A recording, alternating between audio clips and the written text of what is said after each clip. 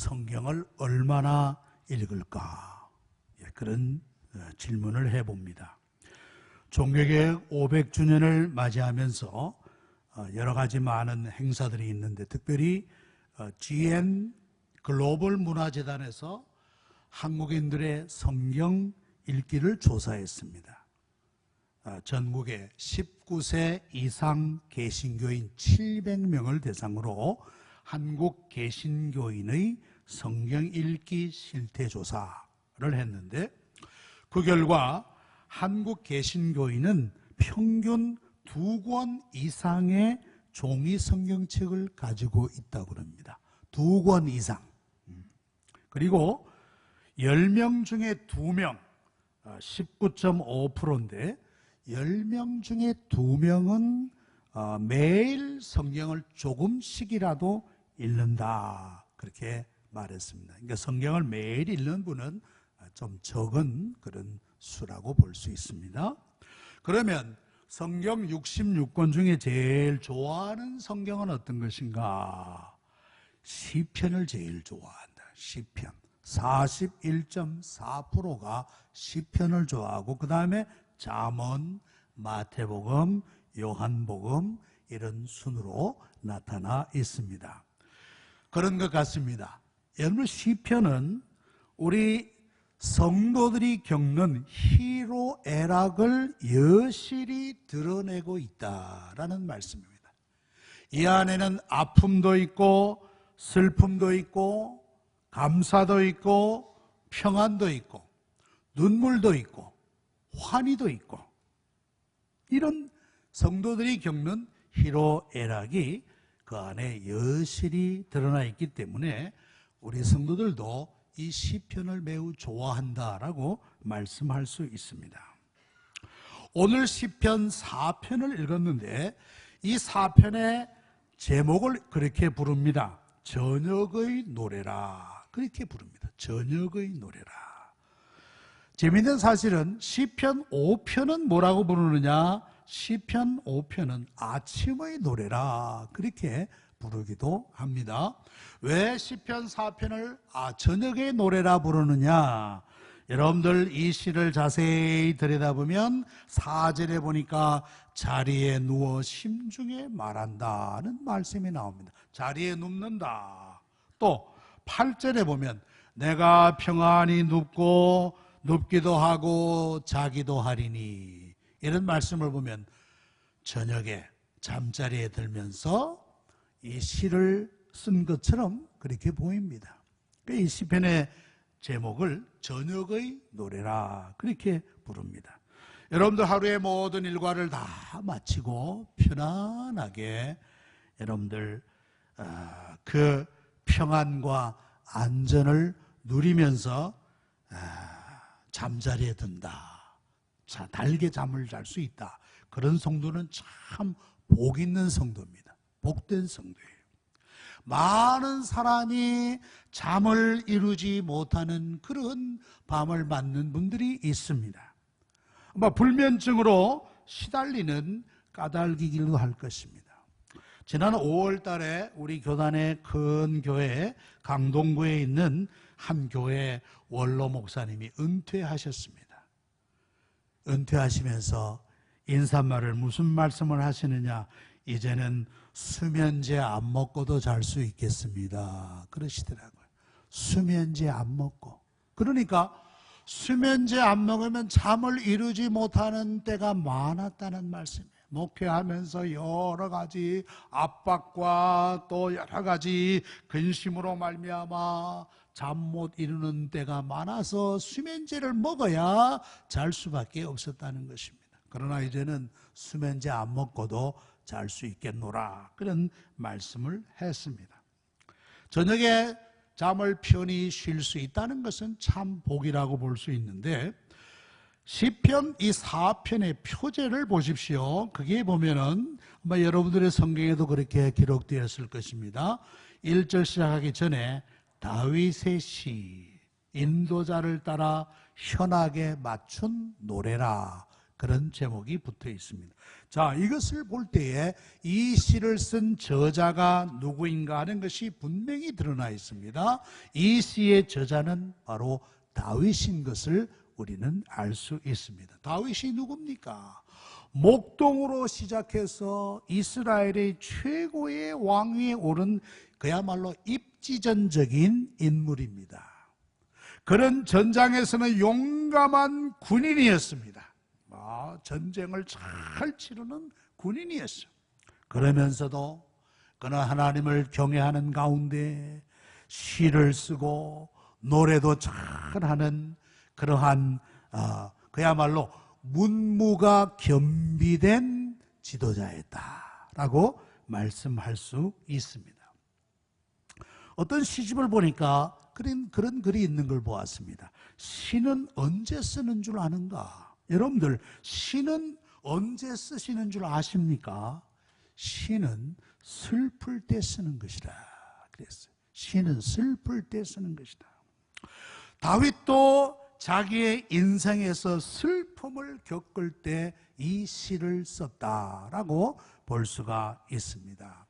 다윗이 많은 곤경을 겪습니다. 그 가운데도 특별히 이 시편 4편은 자기 아들 가운데 압살롬이라는 아들이 있었습니다. 이 압살롬의 난 때에 이 시를 썼다는 사실입니다. 이 압살롬은 인물도 좋고 지도력도 갖춘 다윗의 아들이었습니다. 그래서 그런지 그는 욕심이 많았어요. 욕심이 많아서 그는 왕이 되고자 하는 야욕이 그 마음속에 있었습니다. 그래 그 일을 차근차근 준비해 가는데 어떤 일을 했냐 하면 백성들의 마음을 훔치기 시작했어요. 왕 앞에 민원을 가지고 나가는 백성들이 있으면 자기가 중간에 가로채서 야, 내가 해결해 줄 테니까 나에게 말하라. 자기가 왕 앞에 나가는 백성들의 마음을 가로채기 시작했습니다. 그러다가 때가 무르익어서 그는 아히도벨과 함께 반란을 일으켜 아버지를 왕의 자리에서 내쫓아버렸어요. 내쫓아버리고 자기가 왕이 되었어요. 다윗은 울면서 왕궁을 쫓겨나야만 했습니다. 그가 왕궁을 쫓겨나가면서 기록한 성경을 보니까 사무엘하 15장 30절에 이렇게 기록되어 있는 것을 봅니다. 다윗이 감람산 길로 갈 때에 그의 머리를 그가 가리고 맨발로 울며 가고 그와 함께 가는 모든 백성들도 각각 자기의 머리를 가리고 울며 올라가니라. 신발도 제대로 못 신고 맨발로 급하게 왕궁을 벗어나서 그는 쫓겨가고 있었다는 것입니다. 머리를 가리고 울면서 그는 왕의 자리를 빼앗겼던 것으로 볼 수가 있습니다. 이것은 다윗에게 참으로 부끄럽고 억울하고 괴로운 도피의 시작이었다라고 볼 수가 있습니다. 그래서 이 시편 4편은 특별히 이렇게 반란을 일으켰던 그 무리들에게도 아울러 주는 교훈을 담고 있다라고 하는 말씀입니다. 그건 바로 2절에 있는 말씀이에요. 인생들아, 어느 때까지 나의 영광을 바꾸어 욕되게 하며 헛된 일을 좋아하고 거짓을 구하려는가? 이건 마치 압살롬과 그 일행들에게 주는 그런 권면의 말씀이라고도 볼 수가 있습니다. 헛된 일을 꾀하는구나, 헛된 모사를 꾸미는구나 하면서 저들을 책망하였던 것입니다. 나중에 다윗은 압살롬을 물리치고 다시 왕권을 찾습니다. 그러면서 압살롬은 비참한 최후로 죽음을 맞이하게 되는 것을 볼 수가 있습니다. 이런 슬픔과 괴로움 속에서 그는 하나님이 주시는 평안과 안전을 구하였다라는 사실입니다.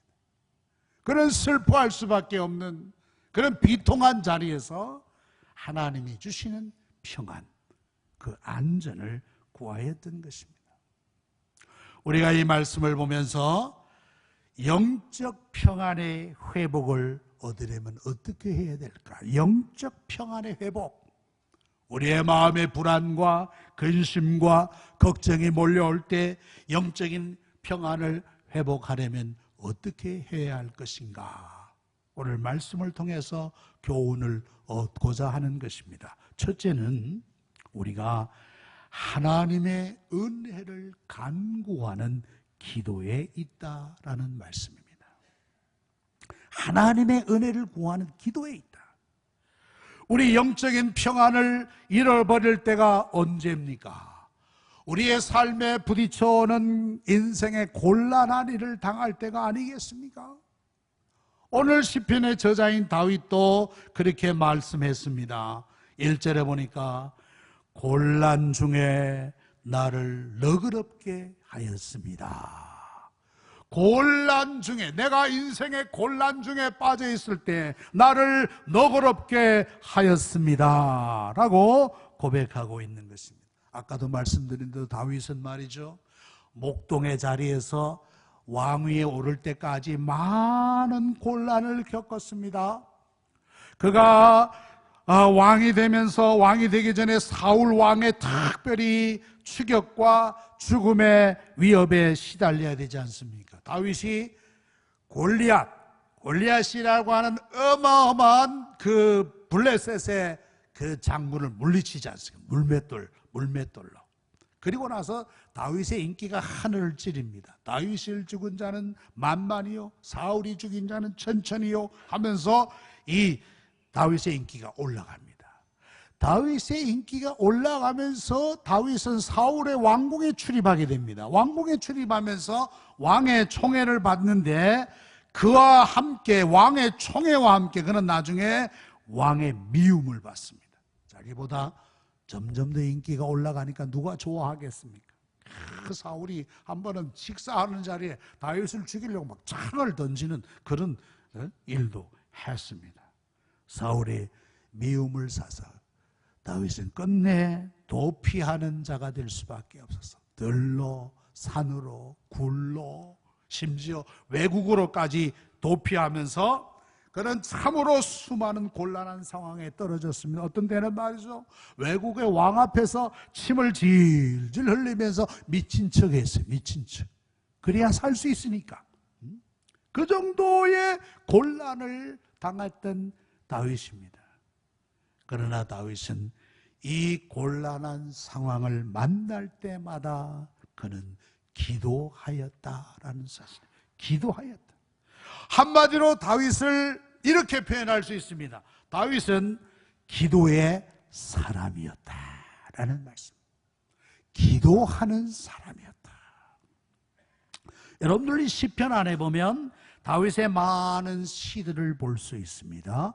그 시들은 노래이자 아울러 기도인 것입니다. 찬양과 기도가 함께 가고 있는 것을 우리는 이 시편에서 발견할 수 있습니다. 오늘 시편 4편 1편에서도 그가 기도하지 않습니까? 내 의의 하나님이여 하면서 하나님을 찾으면서 내가 곤란 중에 하나님께 기도합니다. 곤란 중에 내가 기도합니다. 내 의의 하나님이여, 내가 충분히 믿고 의지할 수 있는 하나님이심을 믿기에 나는 곤란 중에 하나님을 구합니다 라고 간구하고 있습니다. 특별히 이 말씀 가운데 곤란 중에 나를 너그럽게 하였습니다, 그런 표현이 나옵니다.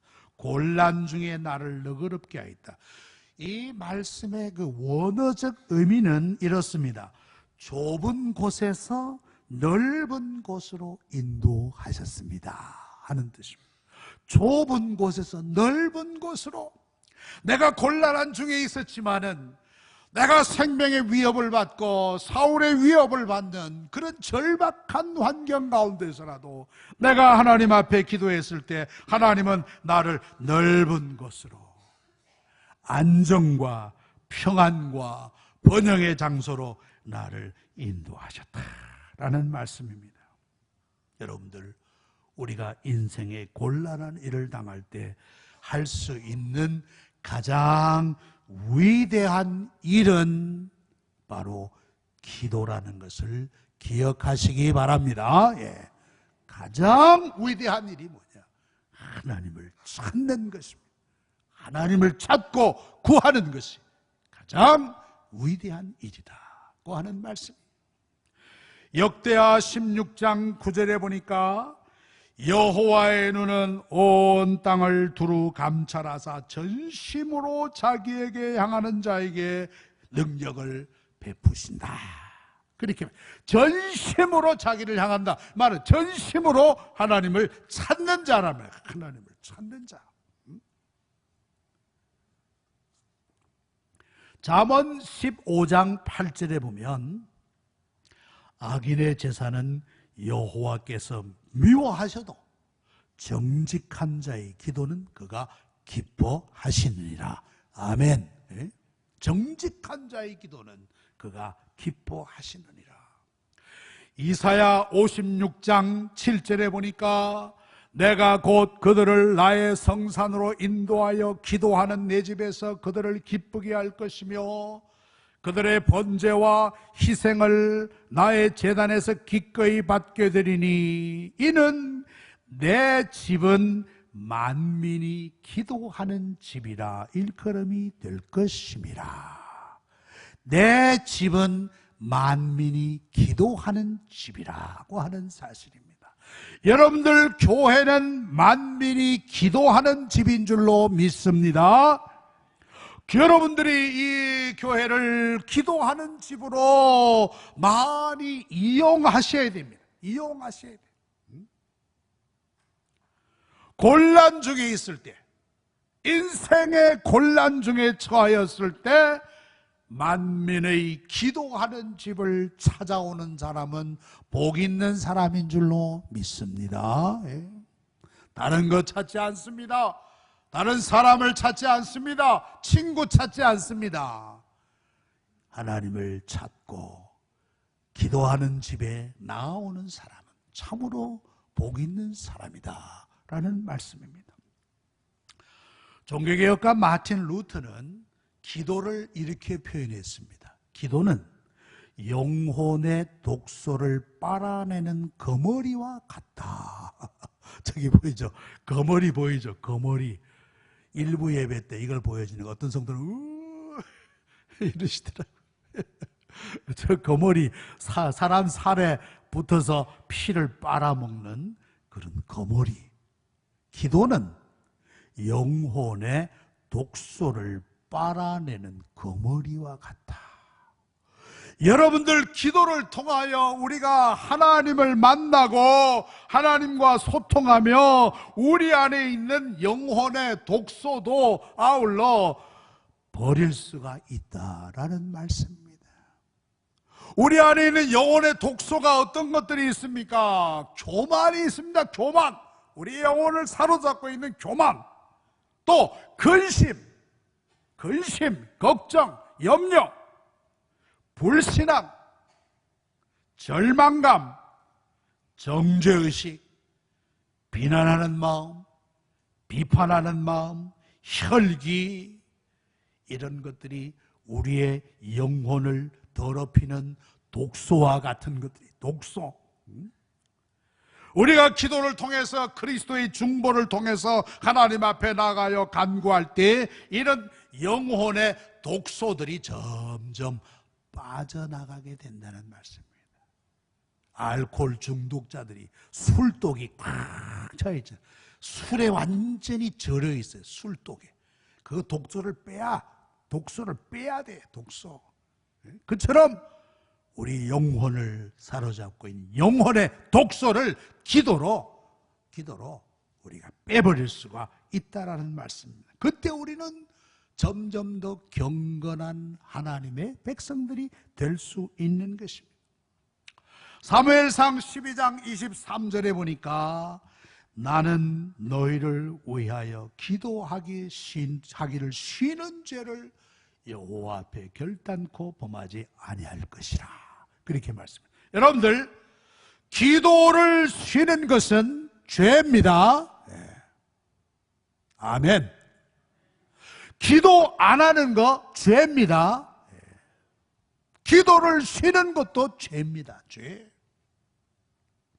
기도하지 않는 성도, 하나님 앞에 죄 가운데 있는 성도라고 볼 수 있어요.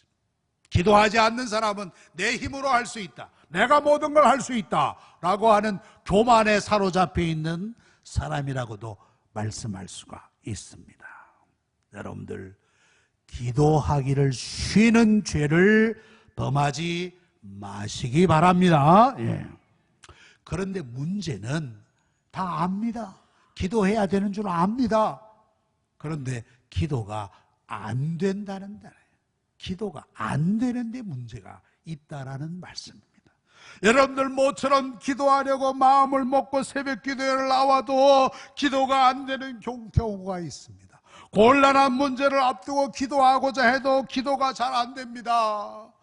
그러면 기도를 포기하고 마는 그런 성도들도 많이 있는 줄로 압니다. 기도가 안 된다는 거예요. 기도가 안 된다는 거예요. 기도를 해야 될 줄 아는데도. 우리 교단에 박윤선 목사님, 그 호가 정암이신데, 정암의 기도론이 있습니다. 정암의 기도론. 그건 뭐냐? 그것은 다음과 같습니다. 그것은 기도가 나올 때까지 기도하라는 거예요. 예? 기도가 나올 때까지 기도하라. 기도가 안 된다고 중간에 포기하고 중간에 그만두지 말고 기도가 나올 때까지 기도하라는 거예요. 기도가 나올 때까지. 그래서 신학생들에게 하신 말씀이 있어요. 뭐라고 말씀하셨는가? 기도가 안 나오면 나올 때까지 기도하라. 기도가 막히면 열릴 때까지 기도하라. 기도가 안 되면 될 때까지 기도하라. 그렇게 못하면 목회를 그만두어라. 기도할 수 없으면 목회 그만두어라는 거예요. 목회하지 말라. 신학교에서 나가라는 거예요. 기도가 나올 때까지 하셔야 돼요. 그래서 기도는 쉬운 것이 아니라 기도는 힘을 써야 되는 거예요. 힘을 써서 전심으로 하나님을 찾고 구하는 것이 기도라. 기도. 사랑하는 성도들이여, 기도를 이런 정신으로 하신다면 기도가 뚫리는 역사가 있을 것입니다. 예. 기도를 하면 뚫어보시라고. 뚫어보시오. 기도에 생명을 걸어보십시오. 기도에 생명을 걸고 쉬지 않고 기도하면 반드시 응답이 있을 줄로 믿습니다. 예. 우리의 영혼의 영적 평안의 회복을 위해서 두 번째는 우리 영혼을 깊이 성찰하는 데 있다라는 말씀입니다. 다윗은 우리에게 권면하고 있습니다. 너희는 떨며 범죄하지 말지어다. 자리에 누워 심중에 말하고 잠잠할지어다. 그렇게 말했습니다. 우리가 하루의 일과를 마치면서 자기를 반성하는 시간을 갖는 게 좋죠. 페이스북이라고 하는 그 SNS의 최고 경영자가 셰릴 샌더버그라는 분인데, 그분은 재작년에 남편을 잃어버렸습니다. 남편을 잃었습니다. 그분이 버지니아 공대 졸업식 축사에서 여러 가지 유익한 권면을 많이 했는데, 우리는 상상 이상으로 강하다. 근육과 같이 회복력도 기를 수 있다. 그러면서 자기의 삶을 바꾼 습관 하나를 소개했습니다. 자기의 삶을 바꾼 습관이라. 그것은 바로 뭐냐? 자기 전에 그날 겪었던 행복했던 순간 3가지를 적어보는 것이다. 그렇게 얘기를 했어요. 잠자기 전에 오늘 하루를 겪었던 그 가운데 3가지의 행복했던 순간을 적어보는 거예요. 오랜만에 친구를 만나서 즐거운 시간을 가졌다. 오늘 저녁에 그 아름다운 황혼을 보았다. 저녁 노을을 보았다. 뭐 이런 행복했던 3가지를 적어보라. 좋은 그 삶의 팁인 줄로 압니다. 아울러 우리는 하나님 앞에 깊은 자기의 성찰을 해야 되는 게 자기 성찰. 하나님 앞에 죄를 범한 것은 없는가? 남에게 아픔과 상처를 준 일은 없는가? 나의 양심을 속인 일은 없는가? 정직하지 못한 일은 없는가? 우리 자신을 깊이 성찰해 보아야 되는 거예요. 시편 51편 77절에 보니까 하나님께서 구하시는 제사는 상한 심령이라. 하나님이여 상하고 통회하는 마음을 주께서 멸시하지 않습니다. 하나님이 구하시는 제사는 우리 상한 심령의 제사, 자기를 깊이 성찰한 데서 나오는 죄의 고백을 하나님은 기뻐하신다라는 말씀입니다. 오늘 말씀 시편 4편 4절에도 너희는 떨며 범죄하지 말라. 여기 떤다는 말은 또 다른 말로는 분내어, 즉 죄 지은 것을 스스로 분이 여겨서 더 범죄하지 말라라는 사실이에요. 내가 왜 그런 어리석은 자리에 떨어졌던고, 내가 왜 그런 바보 같은 죄를 지었던고 하면서 스스로 분이 여기는 거예요. 내가 다시는 그런 어리석은 자리에 떨어지지 않겠다. 우리는 죄의 종로를 했던 자기에게 분낼 줄 알아야 된단 말입니다. 부모를 탓하고 환경을 탓하고 친구를 탓하지 말고 자기 자신을 탓해야 된다는 것입니다.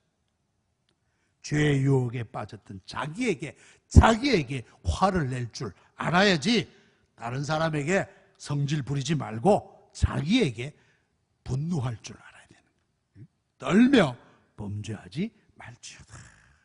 그럴 때 우리는 죄를 멀리하는 경건한 자리에 이르게 되는 것입니다. 그때 우리의 영적 평안이 회복될 수가 있는 것입니다. 세 번째, 온전히 하나님을 의지하여 안심하는 데 있다라는 말씀입니다.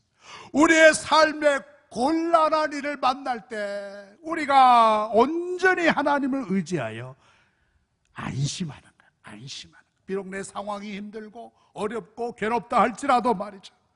온전히 하나님을 의지하며 하나님 안에 거하게 될 때 기쁨과 평안이 회복된다라고 말씀하고 있습니다.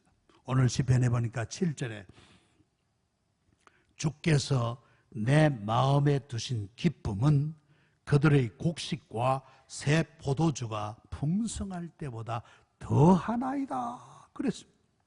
하나님이 우리에게 주시는 은혜와 기쁨은 세상에서 얻을 수 있는 무슨 물질적인 것과 비교할 수 없는, 질적으로 비교할 수 없는 그런 고상한 기쁨과 환희를 우리에게 주신다라는 말씀입니다.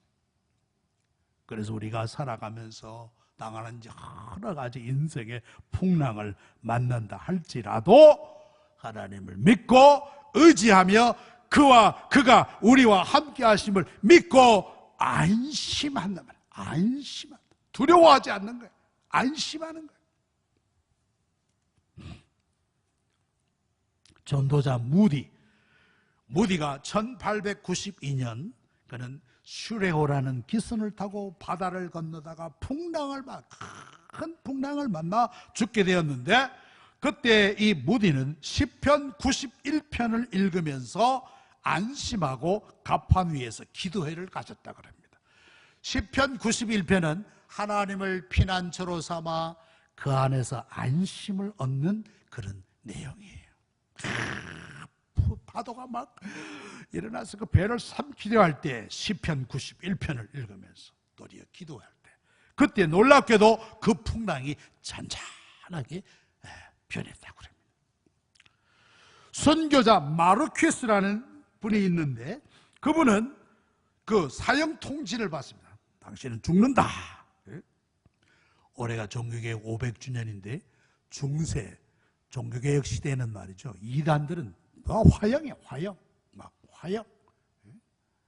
많은 개신교도들이 그때 화형을 많이 당했습니다. 화형.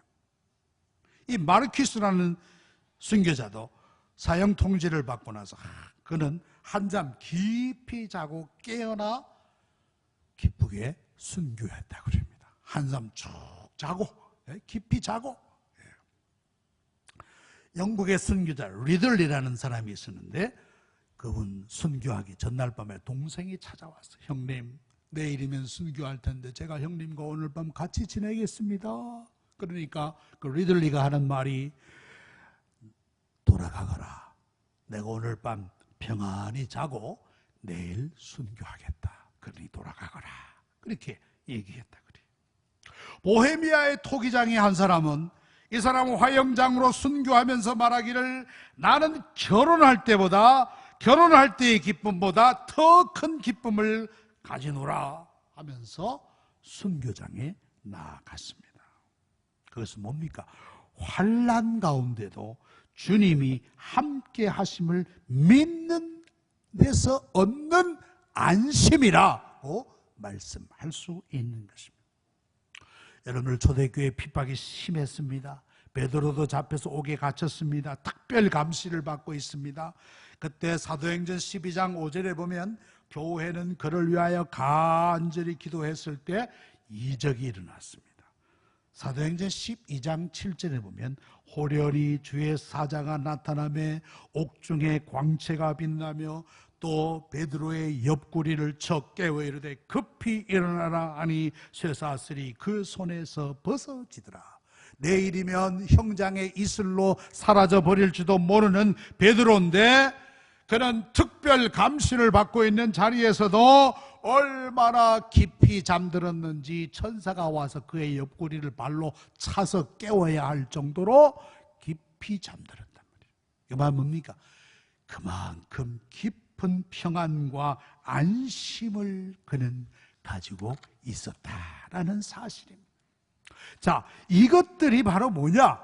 하나님을 믿고 의지하는 성도들의 진정한 저력이라는 사실이에요. 참된 저력이라.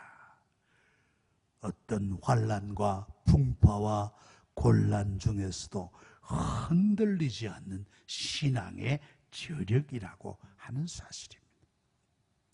다윗은 그것을 구합니다. 하나님이여, 나에게 그런 힘을 주옵소서. 그런 평안을 주옵시고 그런 안심을 주옵소서. 말씀을 맺겠습니다. 여러분들 한 가지 꼭 기억하시기 바랍니다. 하나님의 백성이라 할지라도 이 땅에서 곤란하고 어렵고 힘든 환난에서 면제받은 것은 절대 아니라는 사실을 꼭 기억하시기 바랍니다. 믿는 자라고 환난이 없고 늘 평안하냐? 아니라는 거예요. 그렇게 말하는 것은 거짓말입니다. 거짓말. 우리도 환난과 역경과 곤란과 질병과 여러 가지 시험에 빠질 수가 있습니다. 그러나 중요한 사실은 그때마다 하나님을 찾고 부르짖고 곤란 중에 절망하지 않고 더욱 하나님을 신뢰할 수 있는 것이 바로 믿음의 사람인 줄로 믿습니다. 이것이 신앙의 저력이라는 사실이에요. 그런 사람에게 하나님이 주시는 은혜와 기쁨과 평강이 넘치게 되는데 이런 은혜가 여러분들에게 넘치시기를 축원합니다. 기도하십시다. 하나님 아버지, 오늘 시편 4편 다윗은 쫓겨가는 그 눈물의 도피 행각 중에서 하나님의 도움과 하나님의 함께 하심을 간구하며 평안을 회복하는 모습을 봅니다. 하나님, 우리가 곤란 중에 있습니까? 역경 중에 있습니까? 낙심하거나 절망하지 않게 하시고 기도하면서 온전히 하나님을 의지하는 가운데 참된 안심과 평안을 회복할 수 있는 우리 성도들 되게 하여 주시옵소서. 예수님의 이름으로 기도하옵나이다. 아멘.